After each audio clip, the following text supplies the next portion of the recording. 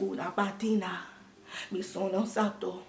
Oh bella ciao, bella ciao, bella ciao, ciao, ciao. Una mattina mi sono alzato e ho trovato di naso. Oh partigiano, portimi via. Oh bella ciao, bella ciao, bella ciao, ciao, ciao, partigiano, portimi via. Alright, let's get into this video. Let's get into La Casa de Papel, baby. Let's get into it.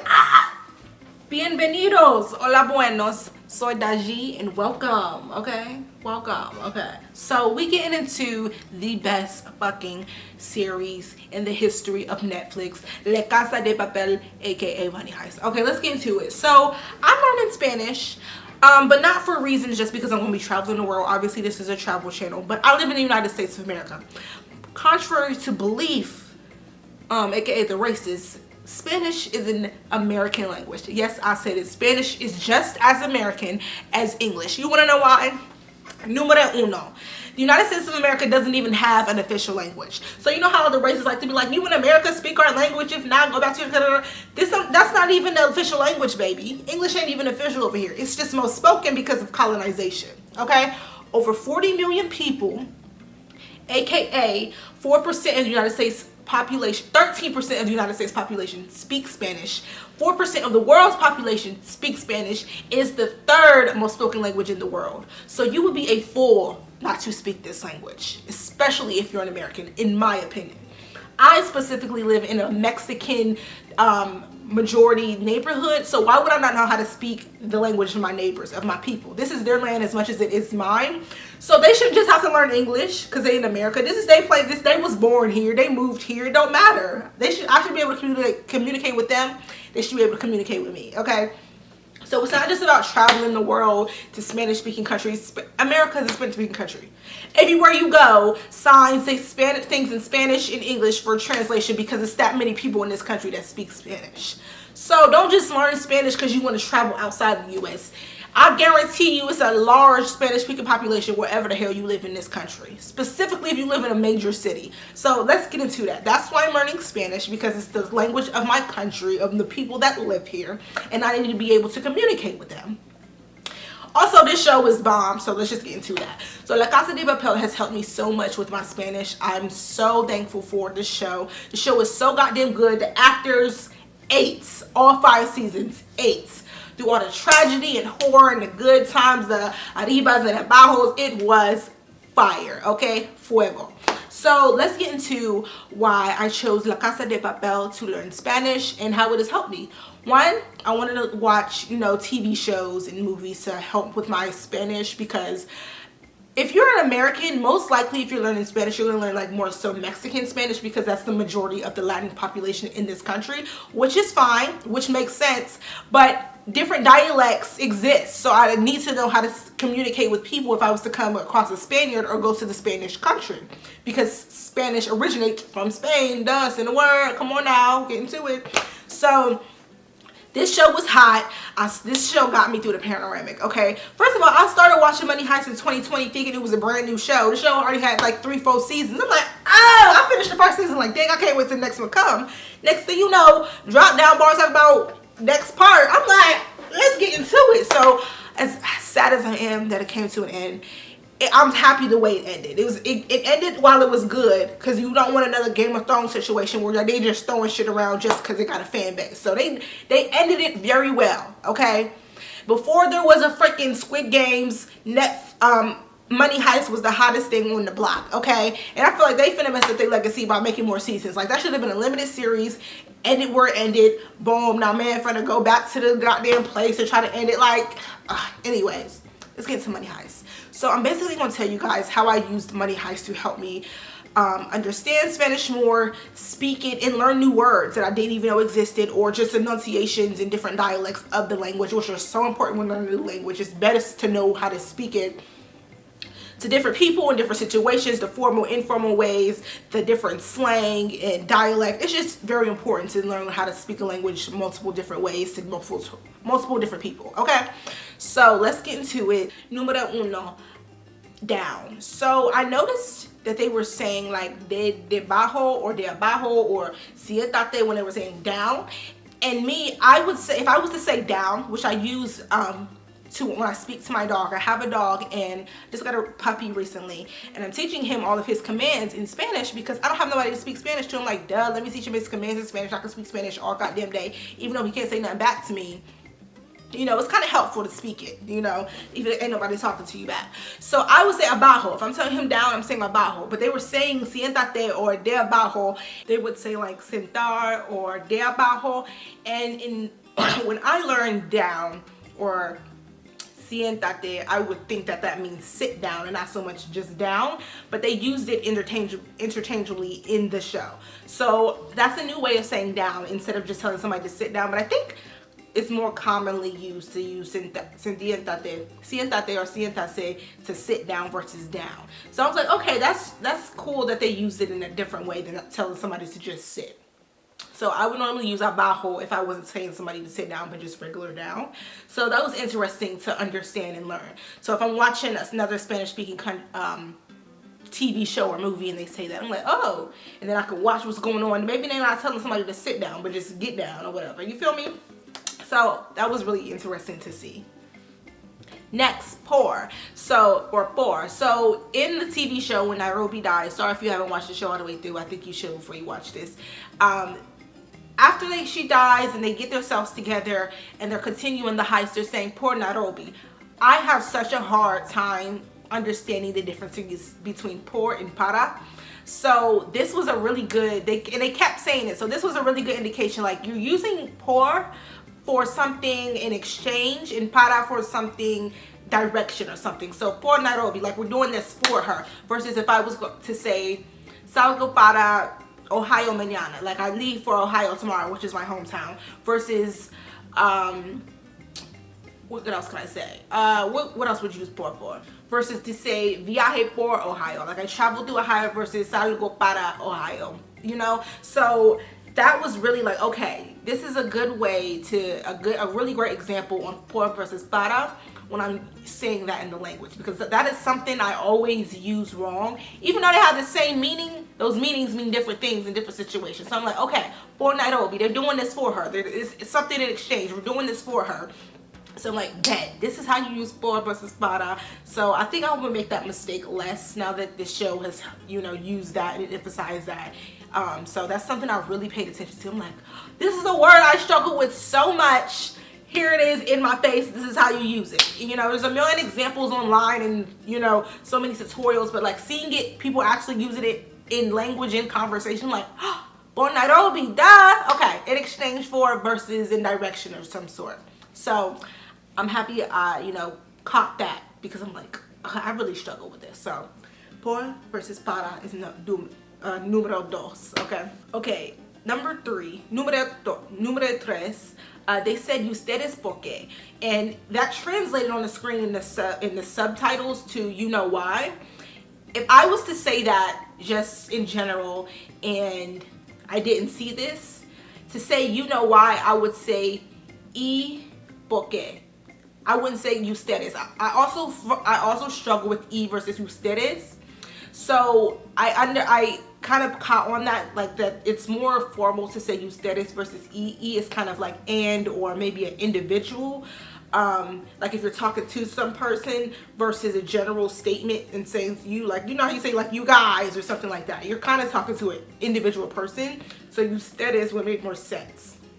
So when he said ustedes por qué, I would just say y por qué, which probably don't make no damn sense, but watching it, I'm like, oh, this is what they talking about. Okay. So I would either say like y por qué or tú por qué. I would probably say tú por qué. So I really have to, one of the things you have to learn about languages when you are learning languages, specifically Spanish, is everything is not the literal translation. Like, you know why would literally mean tú por qué or y por qué for me, because I'm translating in the literal sense, word for word in English, and that's not how languages work when you translate them.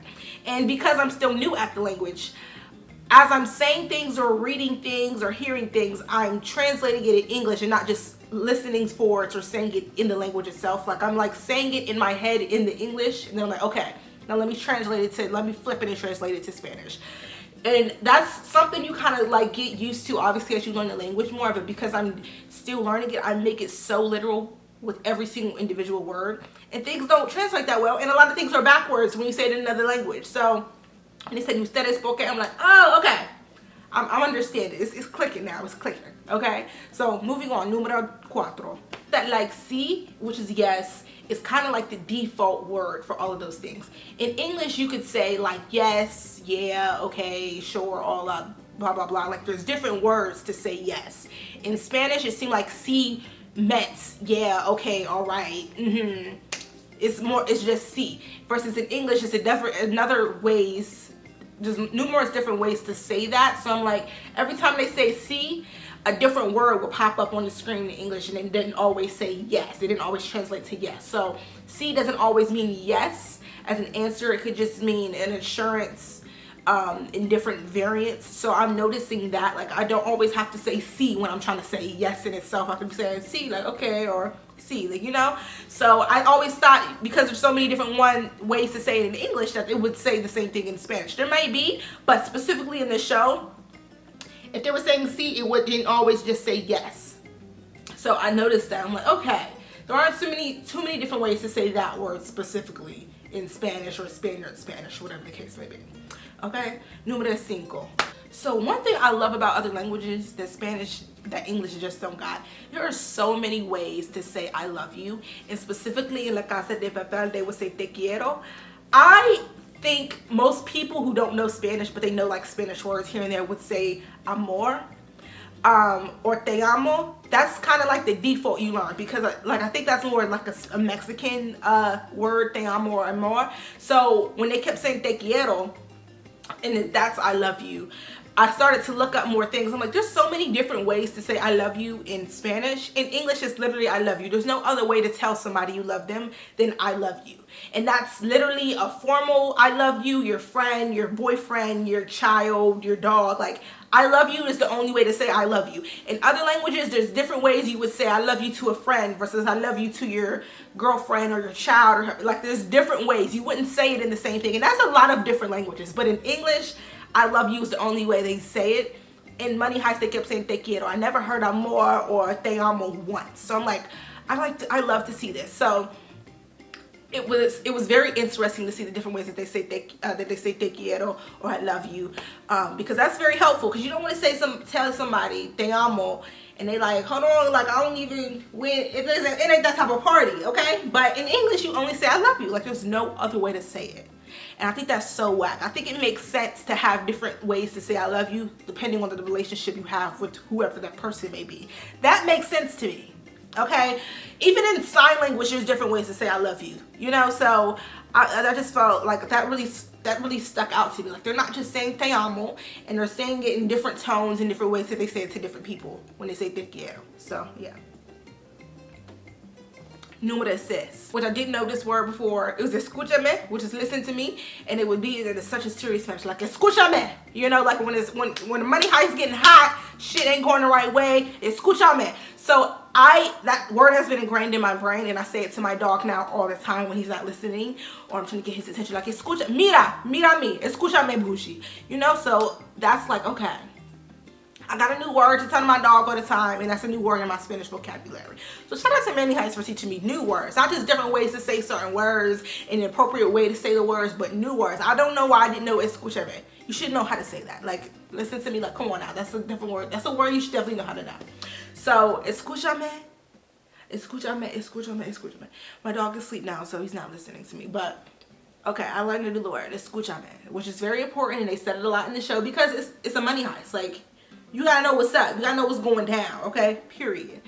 Número 7. Okay, this is one that I think is really like exclusive to Spanish in the way that they pronounce the S in words. They use more of a TH sound than the S sound.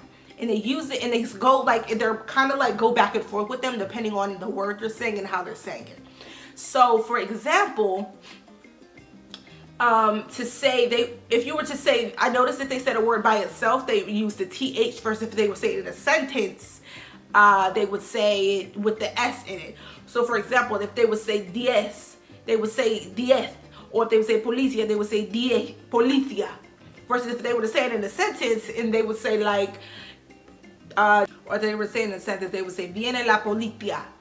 Policia, viene la policía. So I noticed that. So when they're saying it in a sentence, it's more of a TH. Or if they were to say diez, they would say it diez if they were to say it by its word, or if they were to say, like, for example, tengo 10 años. So they wouldn't say the S if they were to say that word that ended with the S in a full sentence. So I noticed that they would go back and forth with that in Spanish, the pronunciation in Spain with their S's is more of a TH than an S. I'm like, that's really good to look out for. So if I go to Spain, you know, to not just use the Mexican dialect that I am learning when I go over to that country and speak their language, because that's the native language. That's more of the formal, correct way, more politically correct way and proper way to speak Spanish.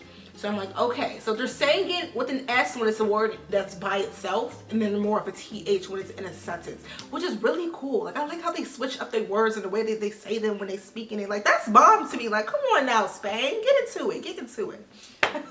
Okay, número 8.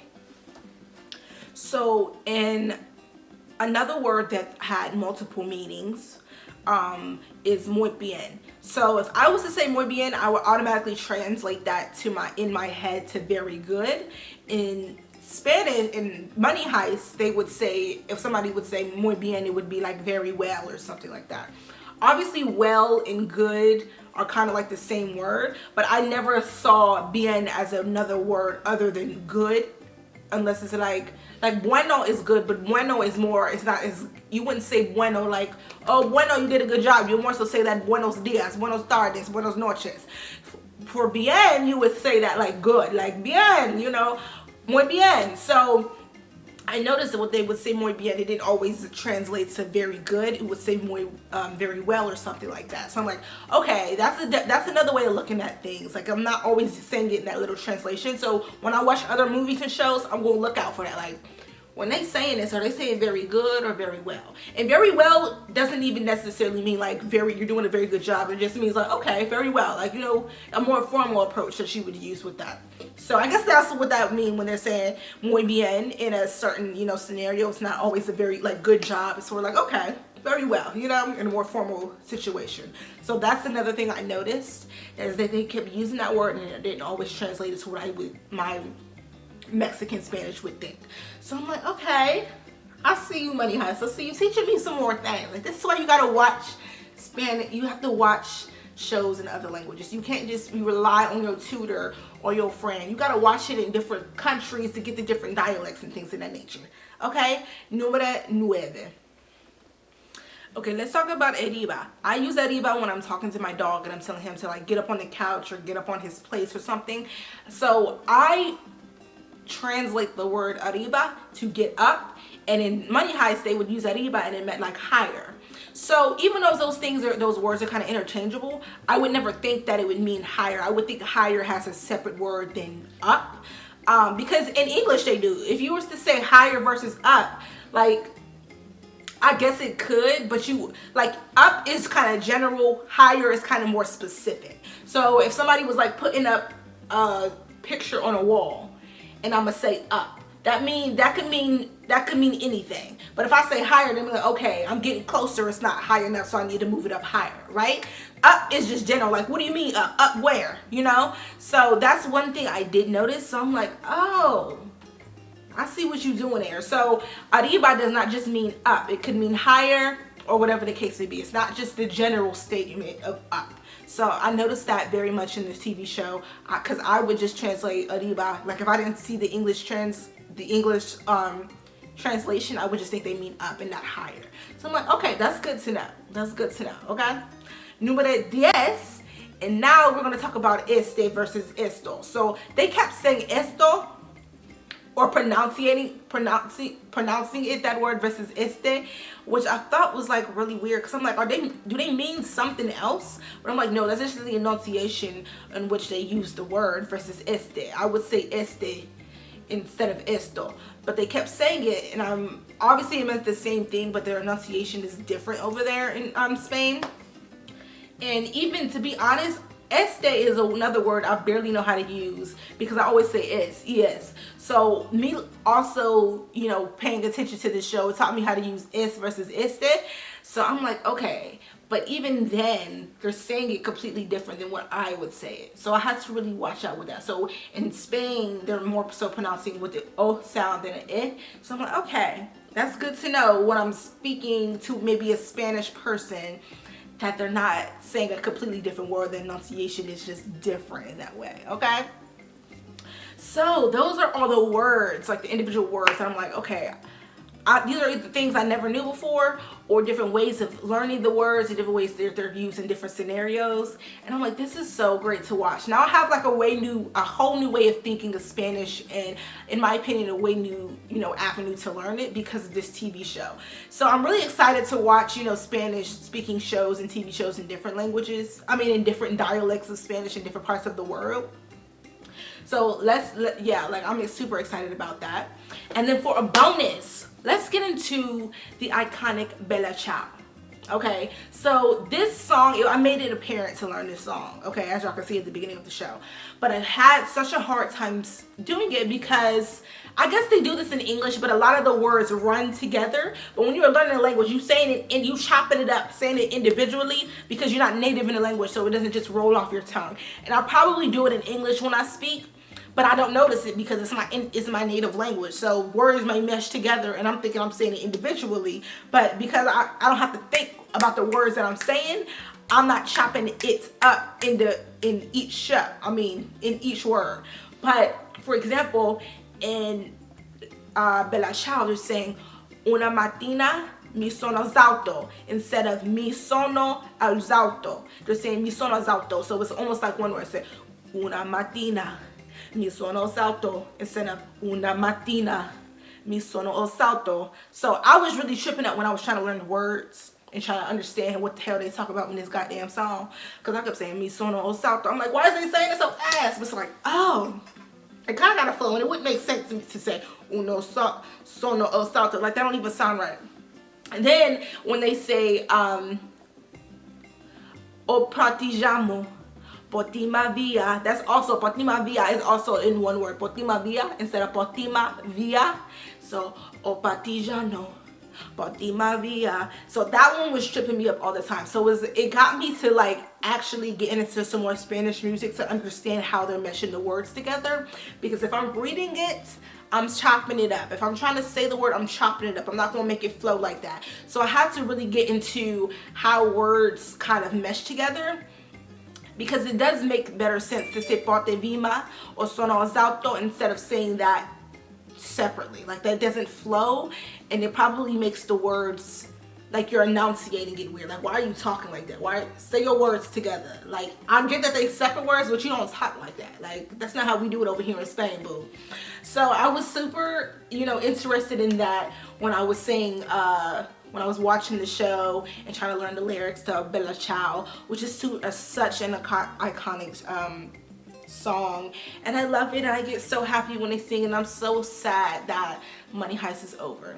But with all that being said, I'm challenging myself to be more on it with my Spanish this next year, because I want to watch the show in a year without any English subtitles and just try to get the gist of it in a different aspect, and maybe see if I notice some different things, because by that time I'll be much better with my Spanish, and I want to see how well I'm able to follow the show and what they're saying and the expressions by just in the native language without seeing the literal English translate at the bottom of the screen. And I'm excited to do that. Like, I'm excited to watch another Spanish speaking show, and I'm excited to experience Money Heist again without having to translate it straight up to English. And yeah, this was such a fucking great show. I'm so sad that it's over. Netflix, y'all did that. More shows like this, like, it was so good.